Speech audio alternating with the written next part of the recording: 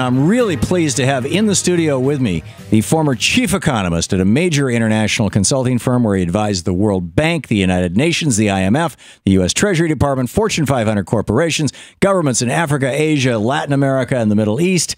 He is now an activist and author. His latest book, New Confessions of an Economic Hitman. It is John Perkins. His website, johnperkins.org. His Twitter. You can tweet him. Jeez. At economic_hitman. And just an FYI, for those of you in the Washington, D.C. area, John will be speaking and signing books at the World Affairs Council of D.C. tonight at the California Washington Center, all-purpose room on Rhode Island Avenue. And on Thursday evening at Busboys and Poets in Hyattsville, Maryland, in the Zinn Room. Both events, 6:30 p.m. And you can get all the information over at johnperkins.org because these are not the only two things John's doing. He's basically doing a book tour all across the country for his new book, The New Confessions of an Economic Hitman. John, it's so nice to have you back on the program. It's been a while. It's great to see you again. It's great to see you, Tom. Thanks so much. I love what you're doing. Thank you. Thank you. So, first of all, for people who may not remember our last conversation, which I think was more than a year ago, and certainly several years ago, maybe, what, 5, that your first book came out? The first book came out 12 years ago. 12 years ago. And we've talked since then a few times. But so that was basically, I mean, we started the show 13 years ago, so it must have been pretty fresh.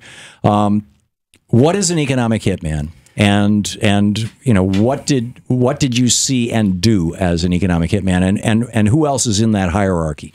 Well, I think, you know, first of all, an economic hitman, the main thing that I did, that economic hitmen do, is to identify countries with resources our corporations want, like oil, arrange a huge loan to that country from the World Bank or one of its sister organizations. That money then goes to our own corporations, not to the country, but to our own corporation to build power plants, industrial parks, infrastructure projects that make a lot of profit for those corporations and help a few wealthy people in those countries, the ones who own the industries, the commercial centers.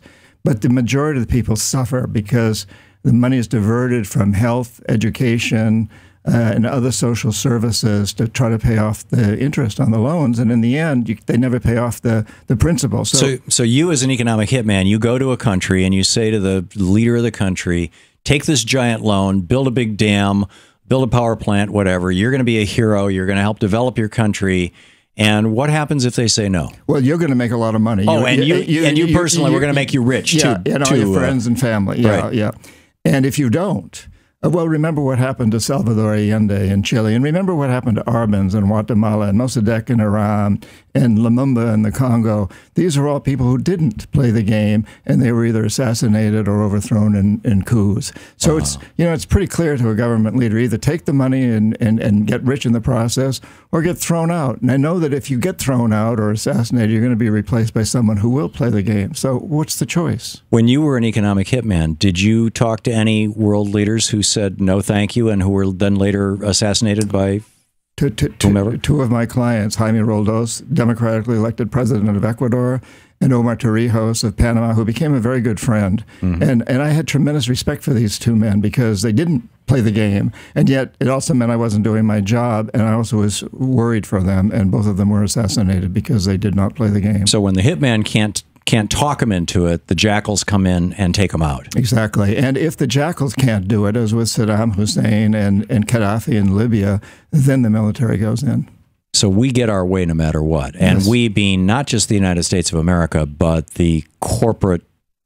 Is this exclusively a corporate agenda and the government of the United States and other major countries? Because I know that, you know, this is, you know, in a way, this is kind of the old colonial Europe model. You know, they would take over a country in Africa or the Middle East, and they'd say to the leaders, you know, play along. And if the leaders said no, you know, bang. And one of the few who actually stood up successfully was Gandhi. I think he's probably the only one. But in any case, is this mostly being driven by corporations and the governments go along, or is this being driven by government policy that helps the corporations, but there's some rationale that it's best for the United States if that oil that got accidentally put under the sand in Iraq, which is actually our oil, that we simply go recover it. Yeah, well, I think that's the excuse that's used. It's best for the United States, but the truth is that globally now it's big corporations that run the whole system, including in China and much of the rest of the world. That the big corporations have so much control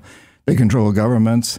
And also one of the reasons I wrote the new Confessions is that 12 years after the first one was written, things have gotten much worse.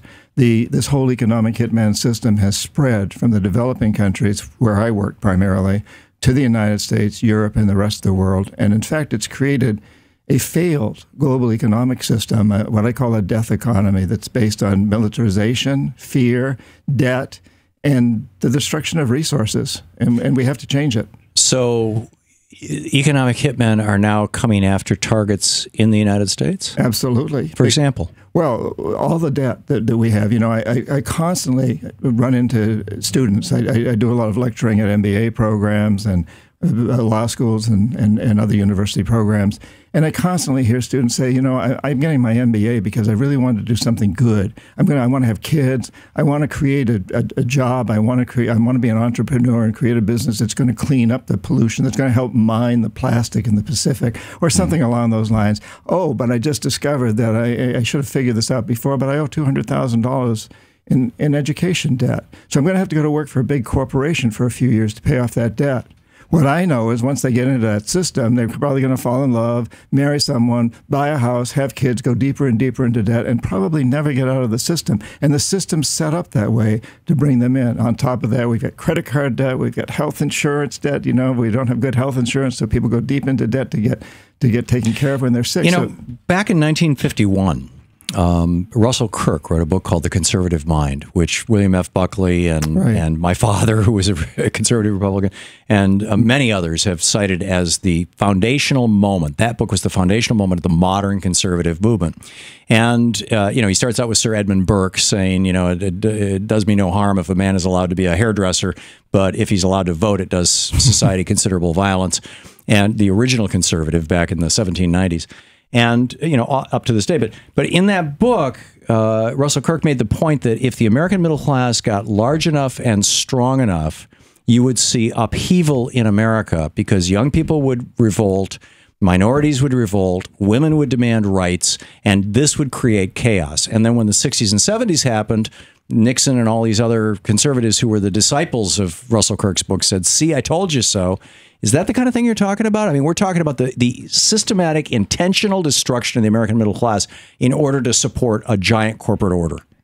That's absolutely what's been going on. Yes, there's no question about it, and it's become global also. But certainly it's happened here in the United States, especially since 9/11, which roughly coincides with when the original Confessions of an Economic Hitman came out. And we've also seen a huge increase in the jackals in this country, of course. I mean, the drones, the spying on us, the police brutality that we're hearing, the fight right now between Apple and the FBI, that's a real symbolic gesture. So the takeout would be, if I'm a student and I've got $40,000 in student debt and I show up at an Occupy protest and I get arrested, I now have an arrest on my record. I'll never be able to get a good job. Exactly. I won't get into good colleges. My life is screwed. The jackals took me out. You don't have to be dead to be taken out. Exactly. If you've got debt, you're a slave, basically, you know, especially if you're in that kind of position. And one of the things I really encourage in this new book is you know, get away from debt. Stay away from debt if you possibly can.